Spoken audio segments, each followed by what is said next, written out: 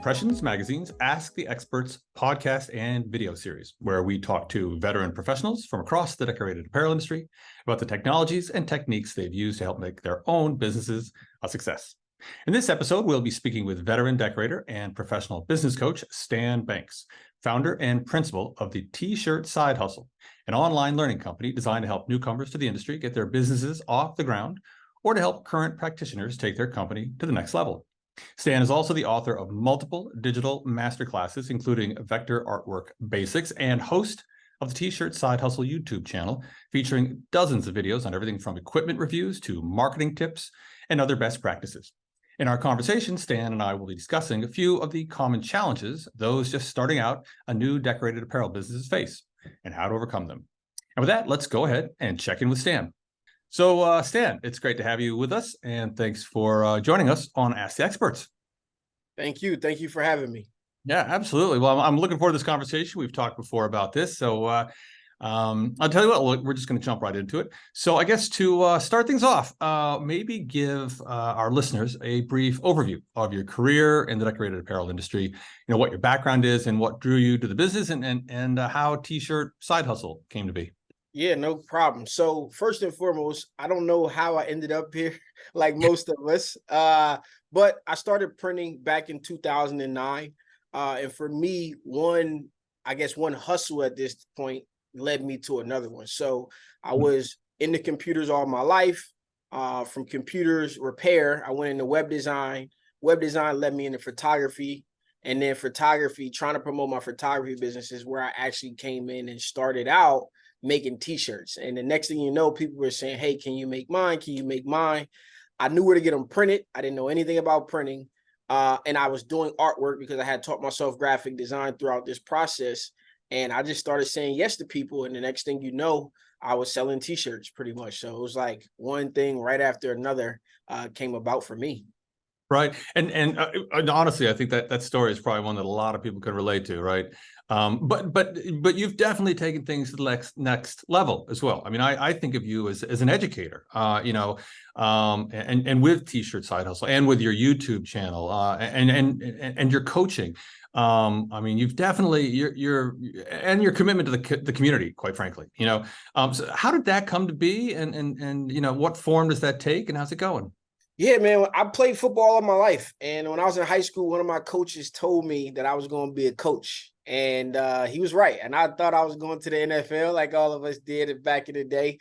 Right. And then I look at this as, you know, this is me coaching, but not being able to coach football, right? I had to make that decision. I coached football for a while.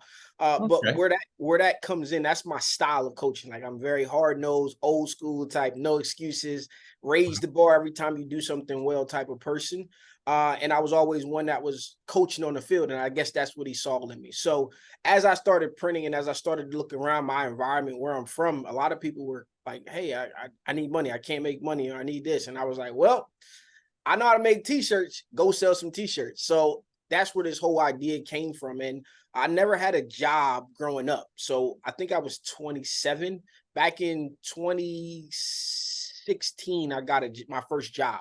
And I was working security, and it was just like a time for me to sit down and relax rather than always being in the hustle, selling shirts or photography or website, all this stuff that I was doing. And it gave me a second to sit back, and I hear all these people talking about making money. And I was like, you know what? I wrote 10 blog articles. I wrote 10 articles in this book. And I realized that I couldn't afford an editor at that time, and I really can't write too well or spell too well. So I was like, you know what? Flipped my phone up and said, welcome to T-Shirt Side Hustle. And at the desk at that job that day, I started T-Shirt Side Hustle to teach people, to really bring people into the industry, because I had gone to all of these shows, or only Atlantic City. I've been to year after year of shows, and I really just didn't feel like it was an inviting place unless you knew about it, right? And I don't think I sent in my first one maybe 4 years after I got into the industry. So I just wanted to invite people into the industry who were like tinkering that line, looking for a hustle or something that they could do to make some extra money. 100, 300, 1,000 extra dollars a month could really change somebody's life, or at least make the bills hit a lot less. And that's what I set out to teach people. Yeah, outstanding. And just to so everyone knows, we'll be jumping into the other stuff as well. But honestly, a big part of the decorated apparel industry, especially for those who aren't in it, is that it really is a community and people work together. And it's and you've talked about it, and a lot of people talk about that. Just finding a coach or finding someone to talk to bounce ideas off can make a big difference to help you make, avoid mistakes. And a lot of what you do, your coaching is online. I mean, I know you're based in Delaware, but people don't have to live in Delaware. You work with people all over. And again, I've seen you, speak a lot, and I cannot, anyone who really wants some insight into this industry, stands a great person to talk to. But enough of that before we get your head gets too big. So I want to jump into your philosophy a little bit. And I know, one of the things that you've written and said, and I'm just going to quote you here, is the difference between success and failure is rarely lack of ability or even effort, but a lack of clear objectives and the practical means to reach them. So in terms of decorated apparel, in terms of somebody, taking this on for the first time, or maybe taking a side hustle to the next level, maybe in terms of concrete terms, what does that mean? What does that mean for kind of aspiring professional decorators? Information changes situations, right? I think that is one of the quotes that I've heard in the past that really stands out to me when you mention these things, which is, the access to information. I was around this industry for 11 years before I knew that at shows there were after parties and gatherings that you could go meet other printers. Really, you just walked the floor and you went home, or you went back to your hotel, or whatever the case was. Like, I would go to Atlantic City, I would drive up every day. But now that I've seen a different side of the industry, I was so close to the access and the information that I needed to actually build something that was way bigger than me, right? So now I got a different hold or a different footprint, and I think other people need to have that experience. And sometimes it's a sacrifice, right? Like, I think back to 2020, going to Impression Show before we knew that there would be a pandemic or anything like that. I put together what would be, I would say it was my last $1,000 to actually travel to LA to go and see a different world of printing, right? I've seen these shows here, but it's a different show in LA, right? And had I not made that sacrifice to get there to see things, I wouldn't have met half the people that I've ended up meeting over the years and having access to the information that now I think can help me actually build a business and not just this hustle that I'm running around ragged, trying to sustain. So that's one of the things that I think people need to get outside their comfort zone, outside of their area, and they need to go be around people doing what it is that they want to do. Listen, I get a lot of messages from people who say this person was supposed to help me, but they didn't. This person, it's like they only are looking in that area. But I don't know if I would empower my competition next to me to come and take off of my plate, right? But if you get up and you go immerse yourself inside this community, there's millions, and I ain't gonna say millions, but there's thousands of people willing to help you, willing to be a part of your network, hey, willing to subcontract work for you, willing to do your artwork, fix your artwork that you're struggling with, to get on the phone with you to solve whatever problem it is that you may have. But you don't always have access to these people unless you are actually there, because a lot of them, most of them, probably 95% of them aren't on the internet. Interesting. Talking and educating and teaching. It's still very much of a people business, right? And you see that at these events, very much so. Well, I tell you what, this is an opportunity for you to share some of those ideas and practices, I suppose. And in terms of the nuts and bolts of running the business, and I know we were talking earlier, and we were talking about Gavin St. George. He's a big systems guy. In terms of. And we were also talking about the fact that a lot of craftspeople, very creative people, it's a kind of a jump to get into a business, especially if you're bringing in people. And maybe talk about a couple, just a couple of the concrete kind of nuts and bolts hurdles or obstacles or challenges that you personally had to face, and that you see a lot of the people you work with facing, that might even kick them out, that gets them out of their rut, and next thing you know, their business has failed. So first thing I want to say is you got to set your destination, right? You got to have an idea of where you want to go, wherever it may be, how big or how small. You have to set the course. Early on, I knew I didn't want to be a shop with 13 autos, because I walked into a shop with 13 autos and the owner didn't look too happy, right? Because one machine was down. So I knew what I didn't want to be, but I still didn't have an idea of what I wanted to be until I went to LA. So first thing is to set sail, right? You got to set your sail. You got to pick your destination and have an idea what you want this shop to look like. That's one. Some people just don't know where they are. They don't know where they want to go with it. just going, right? And I was a victim of that for years and years and years. And so what I like to tell people is there's 5 segments to the industry, right? You have the crafter, you have the maker, you have the side hustle, small business entrepreneur, you have clothing brands, right? Who we serve, most of us service from the decorator side, but they may be also dabbling in the printing. And then you have the professional, right? So if you want to be at whatever angle, that's how you need to dictate where you're going to go to get your information, right? The professionals aren't, the high-end professionals are not hanging out on YouTube or on certain areas in the retrospect of what it is that they're doing. They're more so managing and maintaining their own business. Crafters are there. It's the higher you go, the fewer people there are to actually share the information because they're caught up in their own businesses.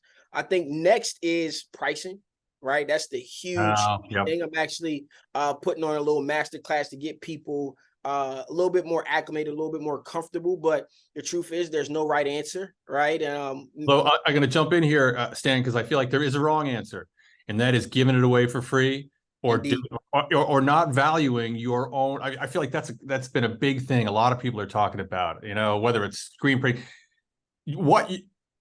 How do I put this? Recognize the value of what you're providing, right? And your business, people have to pay for it. And I cut you off there, but I just no, I think you're right. Because there is a wrong answer to pricing, right? I seen this in graphic design when Vistaprint first came out, and I'm selling business cards and banners and all of that stuff. Vistaprint came out with $10 business cards. I had these awkward conversations. I'm selling 1,000 for 75.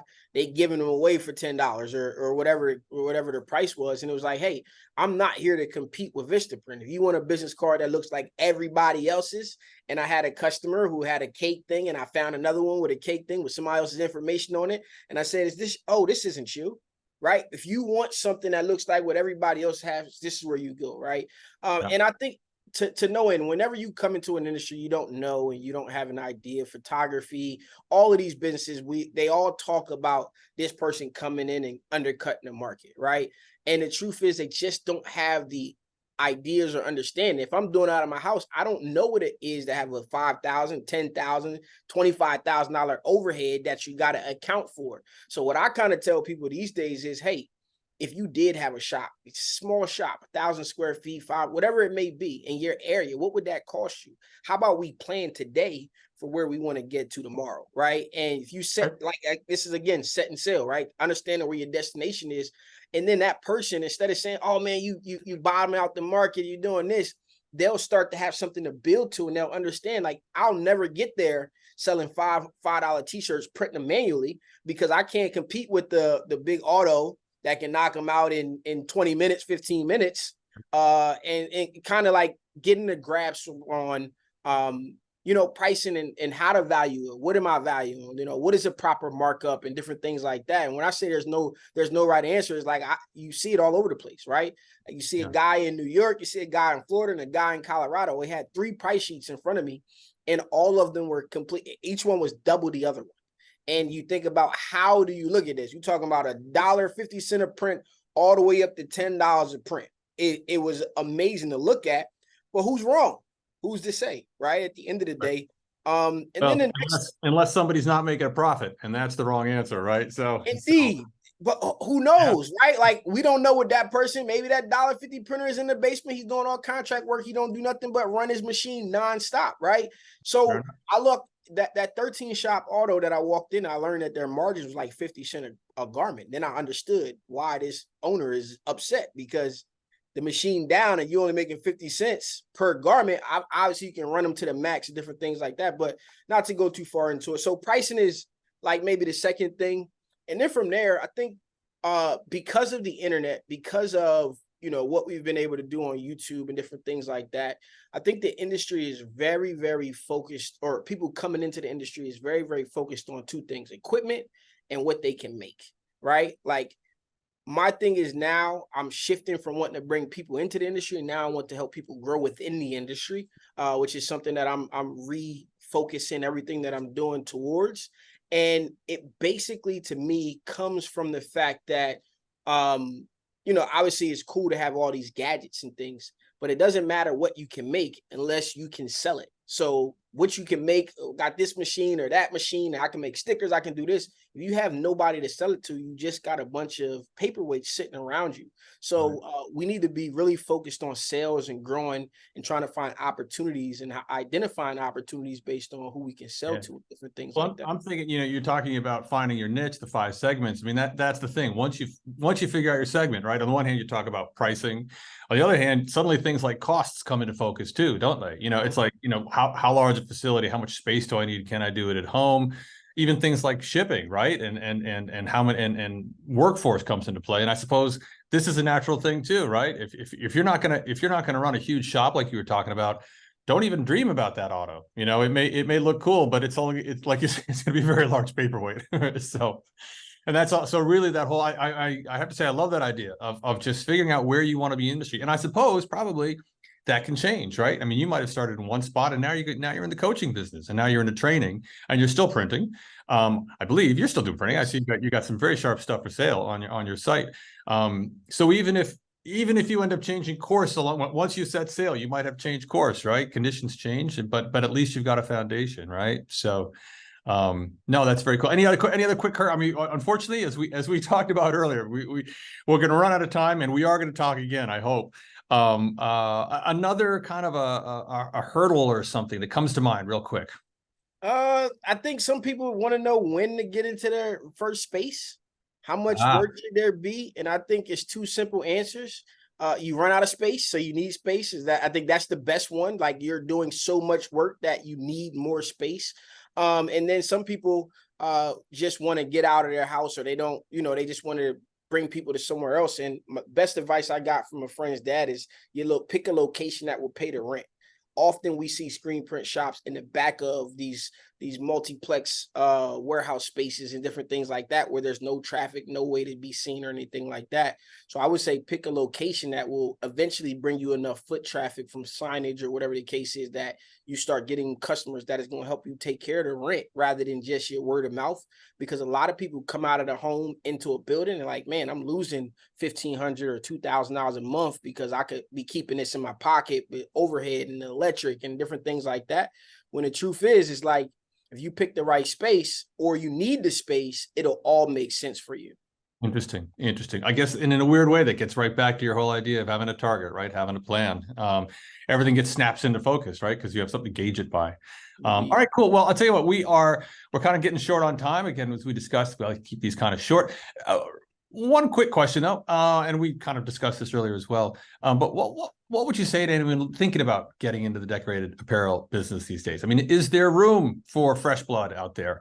Is it easier, harder to get started these days? I mean, what would you say? Obviously, it's a little scary, right? It's a little scary investing in equipment and kind of throwing your name out there. What would you say to those people? I mean, the first thing is, the questions that you have from the outside looking in is going to be completely different questions than what you have when you're on the inside looking out. Right? Because hands-on is going to give you the experience that you need. So I say jump into it, right? Is it oversaturated? Yes, if you are staying at the bottom of, the crafted market, yeah, sure, right?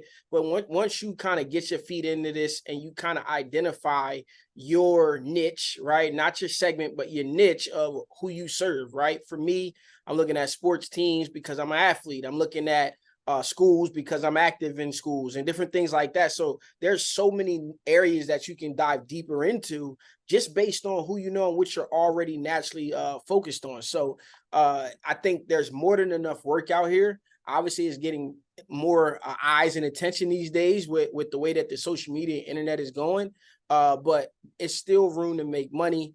You jump into it and you do the things that we talked about in this video here.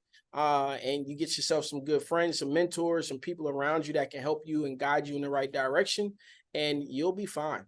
Outstanding. And I will say again, I'm going to give you a plug here, but anyone listening or watching, there's a coach right here who has invaluable information to share as well. So, and that's honestly, that's part of the business too. Training, investing in training is a big part of the business.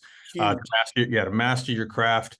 Just the same way you invest in good blank apparel, the way you invest in good equipment, investing in training. I mean, if you're going to be a doctor, you invest in training, a lawyer, any of those things. And it's the same thing in this business as well. So, all right, awesome. Stan, well, I'll tell you what, this has been a really good conversation. I really enjoyed it. I think we've covered some great stuff here.